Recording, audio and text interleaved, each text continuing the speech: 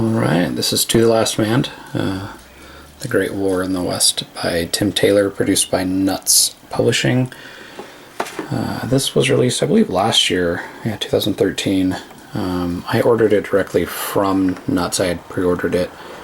I think it ended up being about $70, and they ship it for free from France, which is actually a huge bonus right there.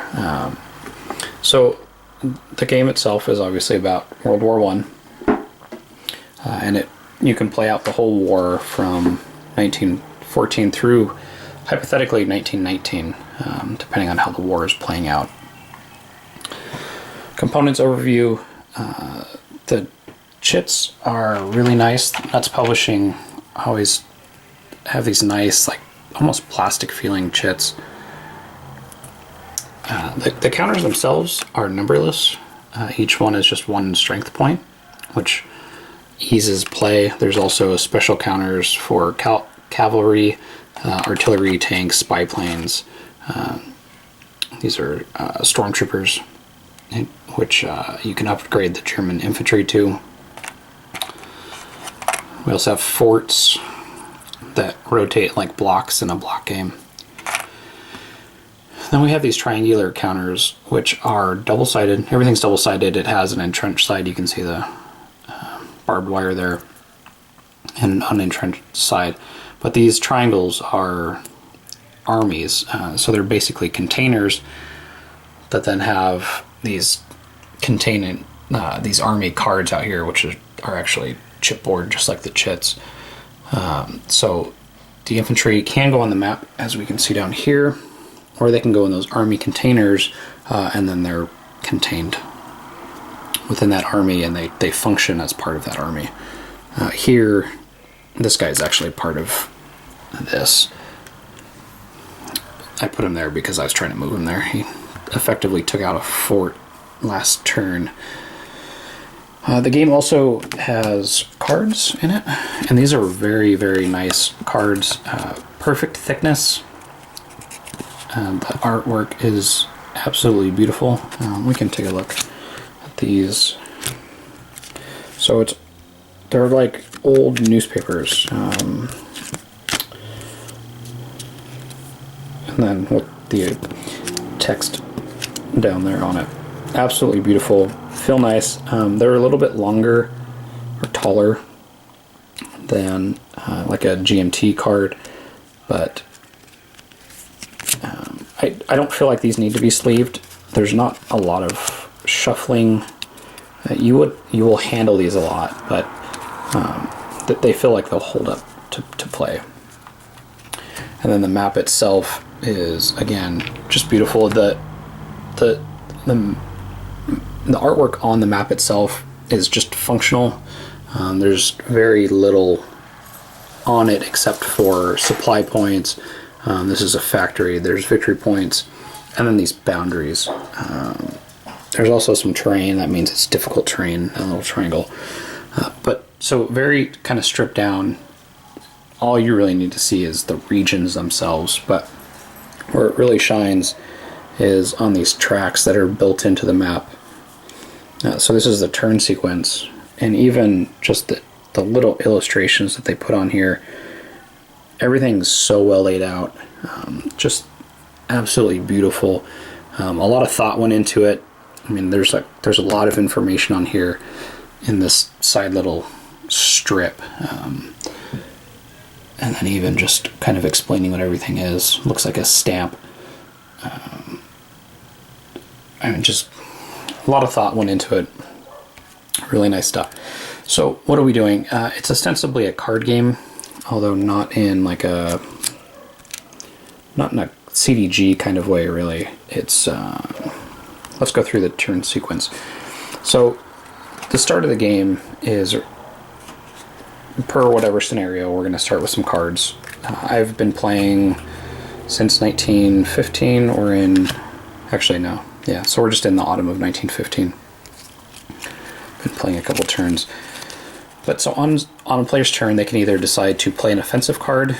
There are also cards that function like an offensive card that aren't labeled, but from what I can tell, you play it just the same. This just also has additional text to it. So it doesn't say offense up here, but it functions the same here. So you can play one of those, or you can play a limited offense card, which lets you do one thing. And they all tell you exactly all units can move and one battle. With an offense, all units can move and units initiate battles. Down here, there's also some dedicated ersatz cards. This is ersatz 2.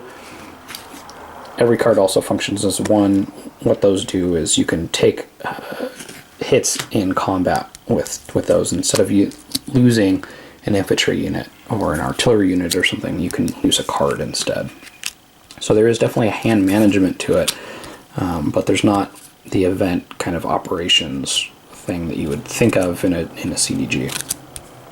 So you either decide to play an offensive, and then every unit can move. Really one. Some units can move more, but really things are just moving one, and then you can initiate battles. If you do a limited offense, you can do one battle. So then you mark the battles, you play those battles out, and you move on.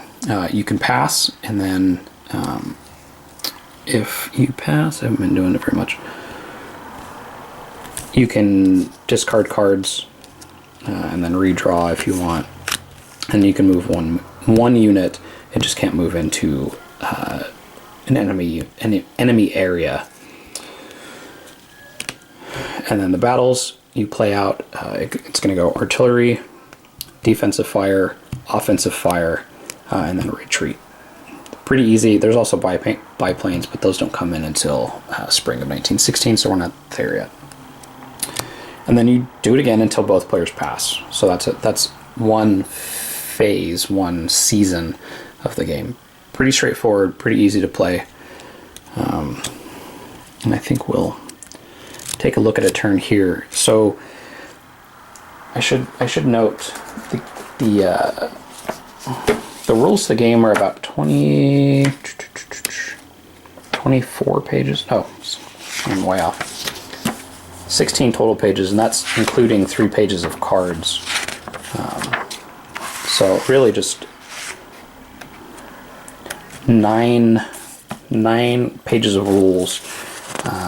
10 through 12, 10 through 13 are talking about the units themselves and what they do. And each unit is very well laid out. You can quickly find, okay, what can I do with this? How far does it move? How much does it cost to build? What special things can it do? So having these all together is really nice.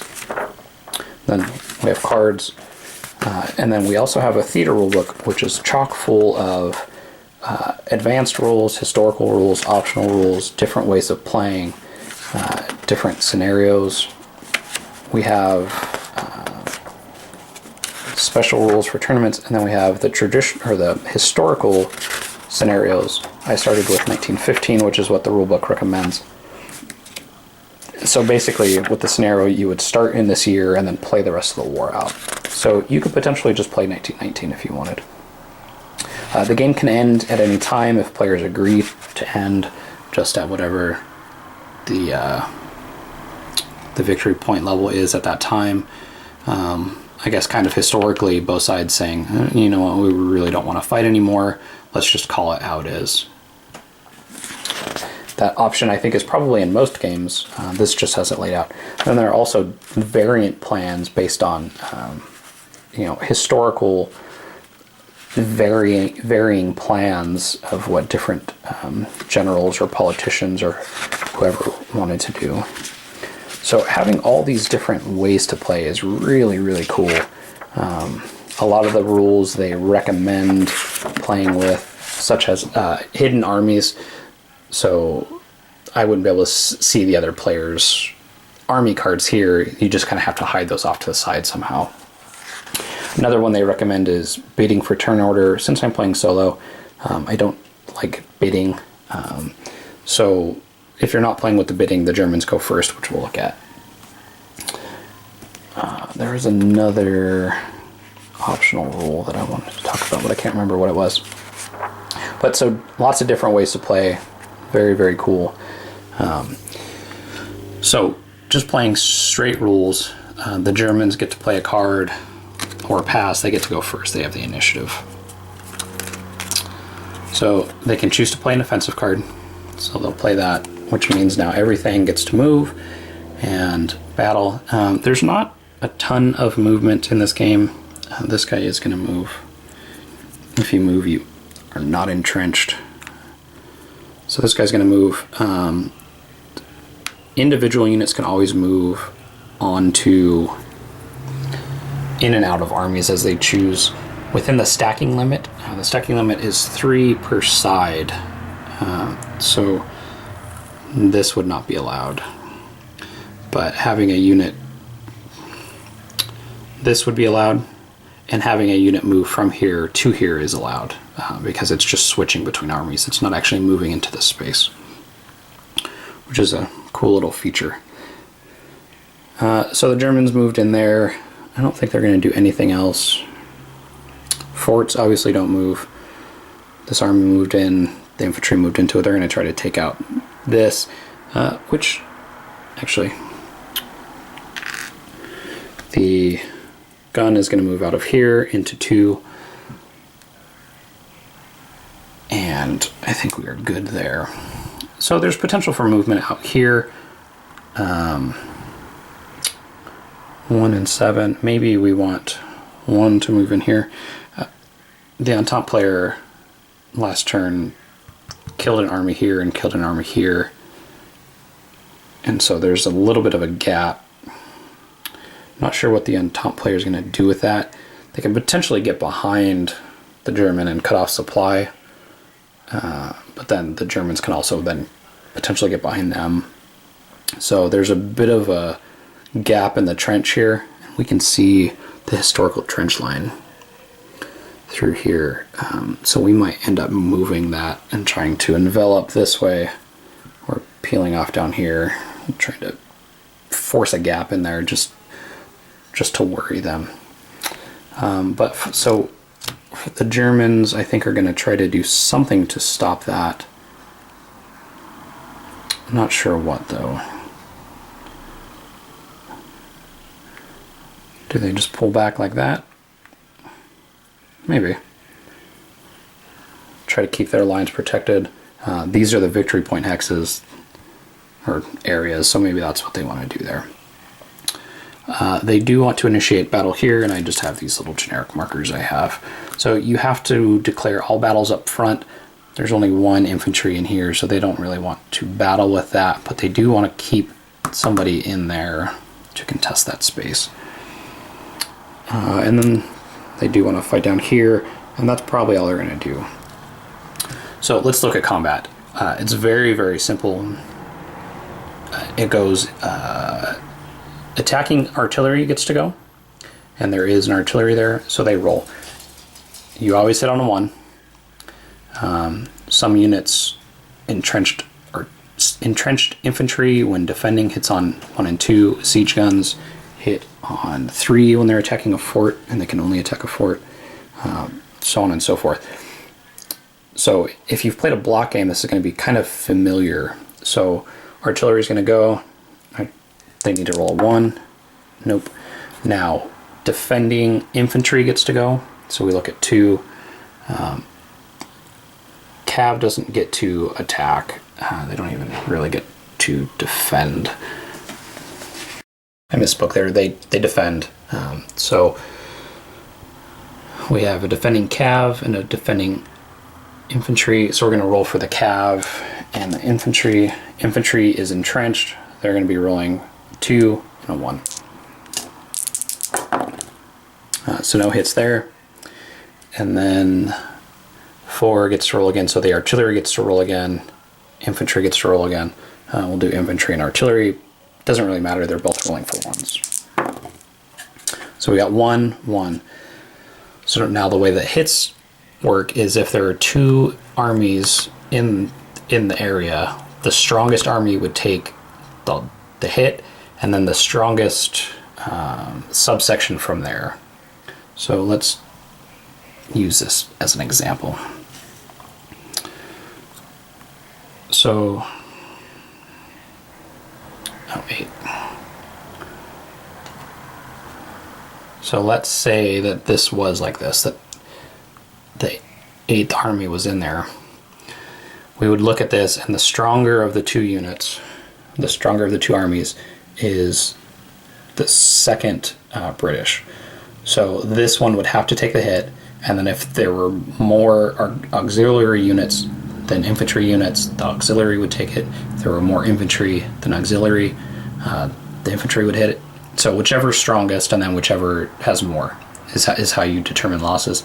If they're tied, the defender, the person taking the hit, gets to choose. They'll choose that. So pretty straightforward. Plays a lot like a block game in that sense. That the combat's very quick. Determining losses is very quick to figure out what's going on. If an army is ever empty, meaning there's nothing on the card, and it's with an enemy unit, it goes away because there's nothing really there. And then that counts as a victory point for the other player. So pretty straightforward. Here, we're going to go down here. For this one, the siege gun is going to act like artillery, so it's going to get to fire first. And let me double check that it's an F. I think they say F3, right? Yeah. Firepower of 3, so it hits on 3 or less when attacking forts. So it hits once. Now the defender fires, and forts hit on a 2. So that's going to take a hit from 2. So here we have to destroy an infantry because it's the stronger of the 2. And now the siege gun and an infantry are going to get to go again, and neither of them hit. So that's a combat round. Actually, that's a whole turn for one side. So now the Entente player gets to go, and it goes back and forth like that for a season. We'll come back at the end of the season and kind of take a look at the... Actually, we can just talk about it now. So at the end of a season, once both players have passed, we come down and look at the build points. So build points are what you use to build units, armies back. The armies only count against or for you on the victory points if they're currently eliminated. So those armies are eliminated. You can then rebuild them. They come back onto the map, and you can use them again and fill them. However, that's also how you buy your cards for the next turn. So it's a real struggle trying to find the balance of do I need more units? Do I need more? Do I need another army? Do I take that victory point away by buying an army? But I also need cards to keep fighting. So very, very interesting game. That's probably all I'm going to show because it's that over and over. So Solitaire, it's not great because there's not much of a story going on. It's really kind of who decides best where to push, when to push, when to hold back, when to build up, where to make the inroads. Kind of situations like here, what are we gonna do here? How are the Germans gonna defend? How's the Entente gonna attack? So Solitaire, that's not great, but Opposed, very, very interesting in the playing out of the hands. Who manages your resources better? Who makes the right call at the right time?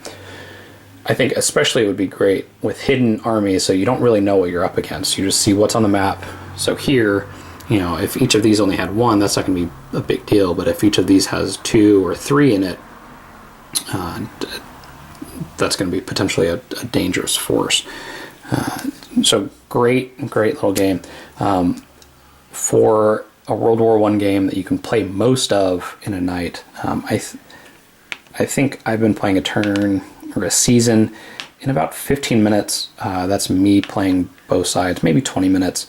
There's potentially 20 turns, 23 turns, something like that.